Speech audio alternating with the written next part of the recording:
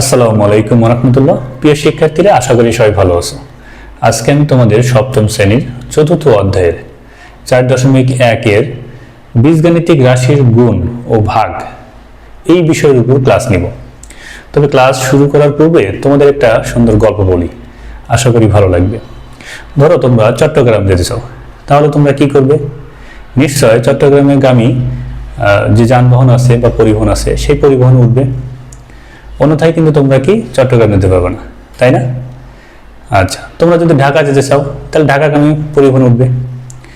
আচ্ছা, তোমরা যদি ঢাকাগামী পরিবহন উঠে বলো যে না চট্টগ্রামে যাব, তাহলে কি তোমরা চট্টগ্রাম যেতে পারবে? নিশ্চয় না। ঠিক তেমনি এই গল্পটা কেন বললাম জানো? ঠিক তেমনিভাবে তোমরা যদি এই অধ্যায়ের অঙ্কগুলো করতে চাও, শুধু এই অধ্যায় না, প্রতিটি অধ্যায়ের শুরুতে কি থাকে? কিছু নিয়ম দেওয়া থাকে। অঙ্কগুলো করার জন্য কিছু সূত্র দেওয়া থাকে। সেই সূত্রগুলো যদি তোমরা না জানো, অঙ্কগুলো সঠিকভাবে সমাধান করতে পারবে না, তখন তোমাদের কাছে অঙ্কগুলো কঠিন মনে হবে। চলো, এই অধ্যায়ের অঙ্কগুলো করার আগে অধ্যায়ের যে 4টি বিধি আছে, অর্থাৎ বীজগাণিতিক রাশির গুণফলের 4টি নিয়ম আছে, এই 4টি নিয়ম আমরা প্রথমে শিখে নিই। তাহলে আমরা আমাদের অধ্যায়ের যে অঙ্কগুলো আছে খুব সহজেই সমাধান করতে পারবো। এবং এই বিধি 4টা খুবই সহজ। চলো ভিডিও শুরু করা যায়। 1 নম্বর বিধি, গুণের বিনিময় বিধি। চলো এটা দেখি। 2 গুণন 3 কত হয়? আমার মনে হয় সবাই পারবে। 3 দুগুণা 6। আবার 3 গুণন 2 কত হয়? 3 দুগুণা 6। দুইটা ক্ষেত্রে কি 6 হচ্ছে। তাহলে এখানে আমরা কি দেখতে পাচ্ছি? এখানে দেখতে পাচ্ছি যে সংখ্যা দুটি শুধু তাদের স্থান বিনিময় করেছে। তো এটাই হচ্ছে গুণের বিনিময় বিধি। এটাকে আরেকটু সুন্দরভাবে বলা যায়, যেমন এ গুণন বি, কি লিখতে পারি? A B. আবার সেম একটু বিনিময় করে নিলাম, বি গুণন এ, রেজাল্ট কি দাঁড়াচ্ছে? A B. অর্থাৎ এ গুণন বি সমান এ বি, বি গুণন এ সমানও এ বি। অর্থাৎ আমরা একটা প্রবাদ বাক্য জানি, যে লাউ সেই কলু। অর্থাৎ এখানে শুধুমাত্র সংখ্যা এবং চলকগুলো স্থান পরিবর্তন করতেছে, কিন্তু তাদের ফলাফল সেম থাকতেছে। 2 নম্বর বিধি। 2 নম্বর বিধিটা কি? গুণের সংযোগ বিধি। আচ্ছা, সংযোগ মানে কিন্তু আমরা জানি যে কারোর সংস্পর্শে আসা অথবা কারোর সাথে যুক্ত হওয়া। আমরা 3টা সংখ্যা গুণ করি, 2 × 3 × 4। এই 3টি সংখ্যার আমরা গুণ করব। এই 3টি সংখ্যাকে কি আমরা একসাথে একবারে গুণ করতে পারবো? নিশ্চয়ই পারবো না। প্রথমে আমাদের কি করতে হবে? 2টি সংখ্যার সংযোগ করতে হবে। তারপরে আমাদের কি ওই 2টি সংখ্যার গুণফলের সাথে অপর যে তৃতীয় সংখ্যাটা সেটার কি সংযোগ করতে হবে। তো প্রথমে আমরা কি করব? এই 2 আর 3 এই দুটির হলো সংযোগ করালাম। তাহলে কত হয়? 3 দুগুণা 6। অপর তৃতীয় সংখ্যা কত? 4। এখন কত রেজাল্ট?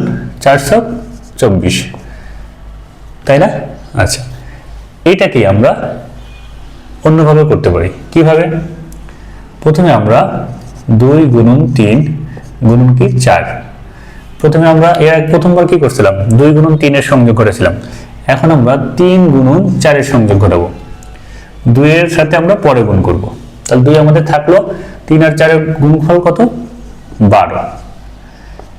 আচ্ছা, এখন কত হচ্ছে? 12 দুগুণা 24। অর্থাৎ ফলাফল একই দাঁড়াচ্ছে, কিন্তু আমরা সেটাকে ভিন্নভাবে সংযোগ করেছি। প্রথম ক্ষেত্রে আমরা কি করেছি? 2 এর সাথে 3 এর সংযোগ করেছি, তারপরে 2 এবং 3 এর গুণফলের সাথে 4 এর সংযোগ করেছি।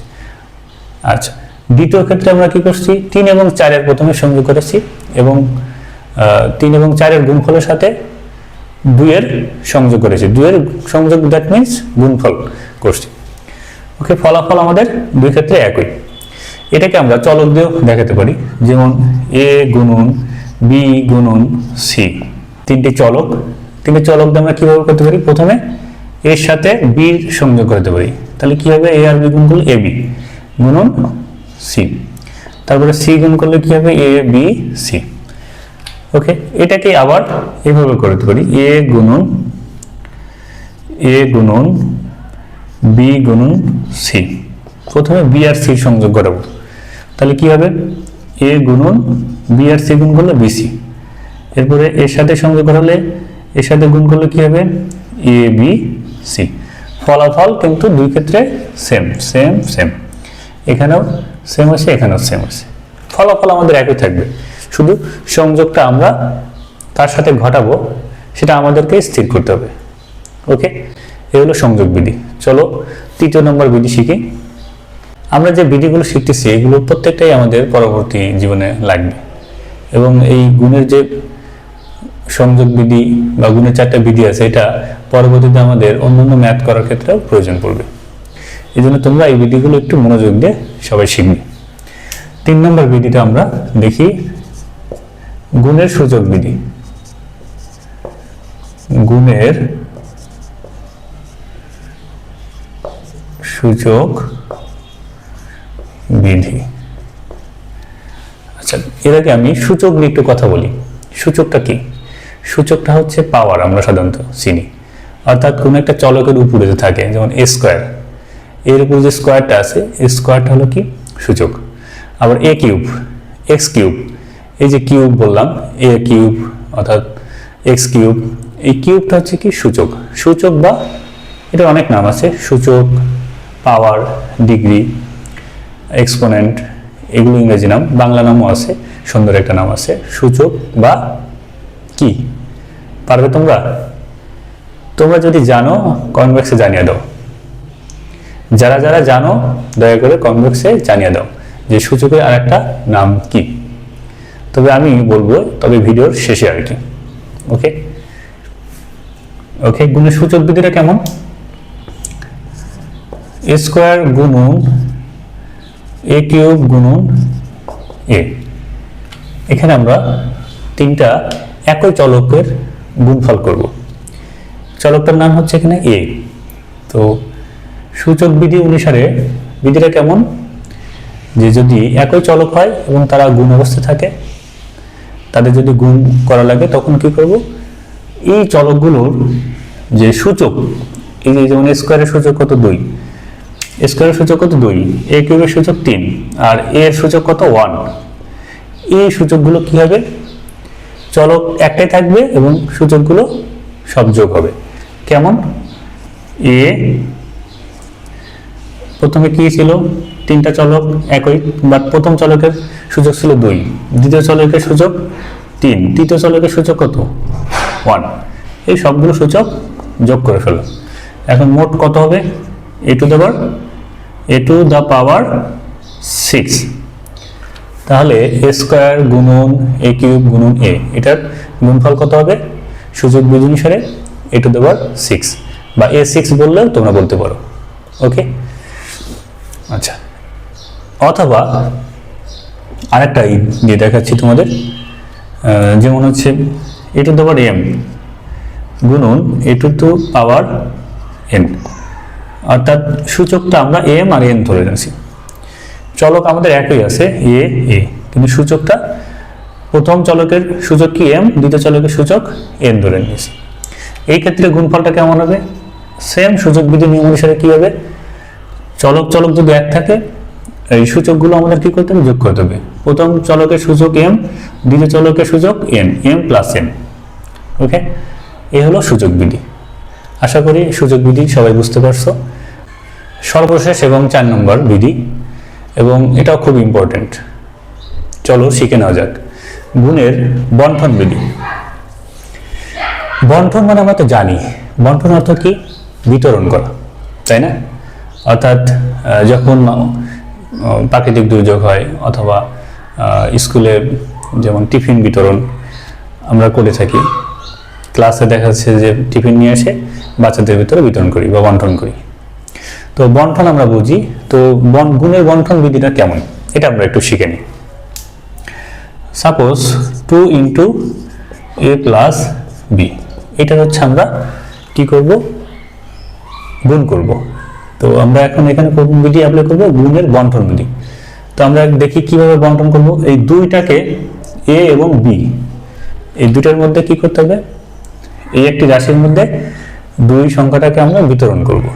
কিভাবে, 2 এর ভিতরে, 2টাকে এর ভিতরে বিতরণ করব, বির সাথেও বিতরণ করব। কিভাবে? গুণ অবস্থায় কিন্তু বিতরণ করতে হবে। কেমন?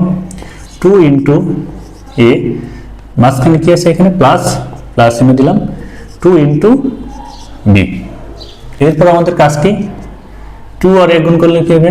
2a প্লাস 2 আর বি গুণ করলে 2b। এখন যদি এই জায়গায় কি থাকে, এরকম হয় 2 ইন্টু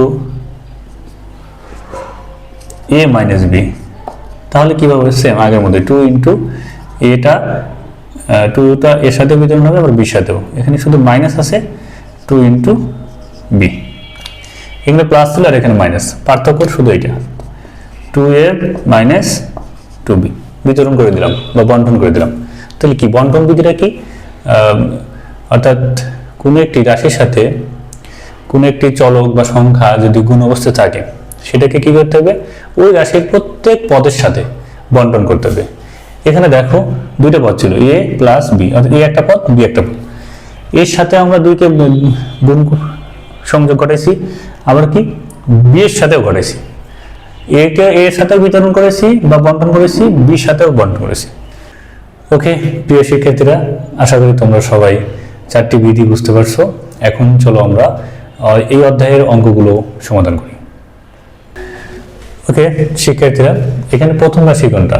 3ab এবং দ্বিতীয় রাশি হচ্ছে 4a³। তো আমাদের কাজ কি করতে হবে? 3ab কে 4a³ দ্বারা গুণ করতে হবে। তো প্রথমে আমরা লিখে নিব প্রথম রাশিকে দ্বিতীয় রাশি দ্বারা গুণ। এখন প্রথম রাশি কত? 3ab গুণ দ্বিতীয় রাশি 4a³। তো আমাদের এখানে কোন সূত্রটা অ্যাপ্লাই করতে হবে? তোমরা কি ধরতে পারছো? আশা করি পারছো। এখানে আমরা প্রথমে 3 এবং 4 এই সংখ্যা দুটির সংযোগ ঘটাবো, গুণ দিব এবং এর সাথে a³ a গুণন a³ মানে একই চলকের সাথে একই চলকের সংযোগ ঘটাবো। আচ্ছা নেক্সট দেখো এখানে কি আছে? বি আছে, বির কিন্তু শুধু বি আছে, দ্বিতীয় রাশিতে কিন্তু কোনো বি নেই, সো যার কারণে শুধু বি হবে। এখন গুণ করি 3 4 12।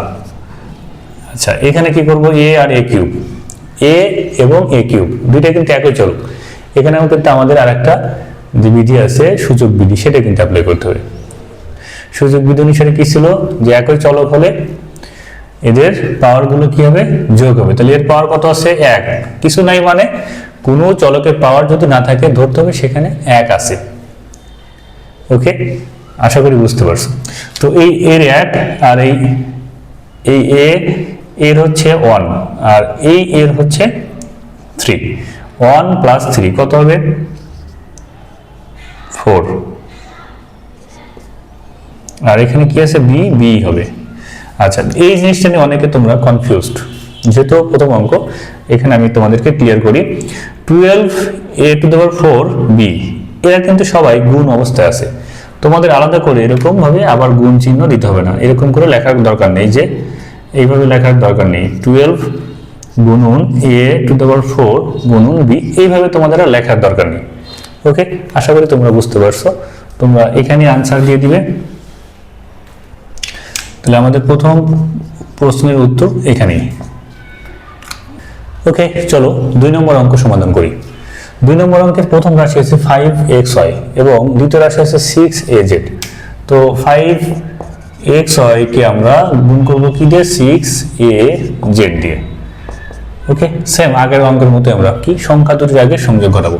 5 এবং 6 কে আমরা আলাদা করে সংযোগ ঘটালাম এবং চলক গুলো আমরা আলাদা করব। এখানে দেখো সবগুলো x y a z সবগুলো চলককে ভিন্ন ভিন্ন, তো আমরা সবগুলো চলককে সাজিয়ে লিখবো a গুণন x গুণন y গুণন z।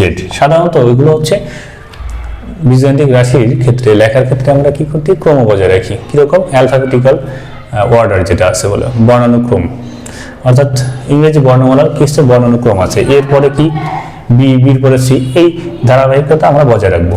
ওকে তো 5 এবং 6 এর গুণফল কত? এর গুণফল হবে 30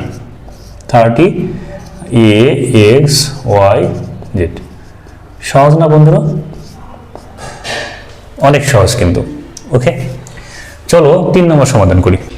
3 নম্বরের প্রথমে কি, প্রথম রাশি হচ্ছে 5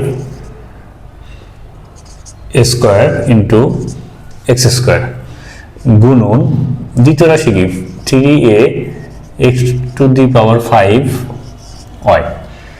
আমাদের প্রথম রাশিকে দ্বিতীয় রাশি দ্বারা গুণ করলাম, এখন এটা আমরা গুণফলটাকে কিভাবে, প্রথমে সংখ্যাগুলোকে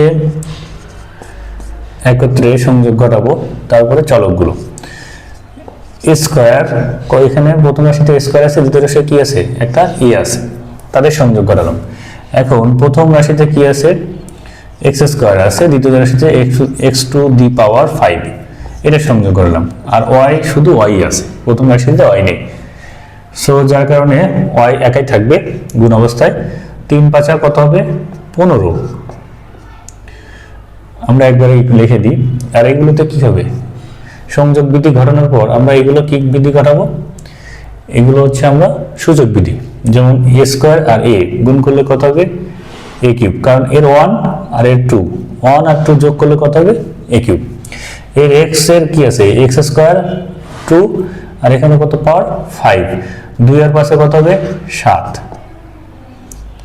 আর ওয়াই ওয়াই থাকবে, তাহলে 15 a cube x to the power 7 y, that's the result.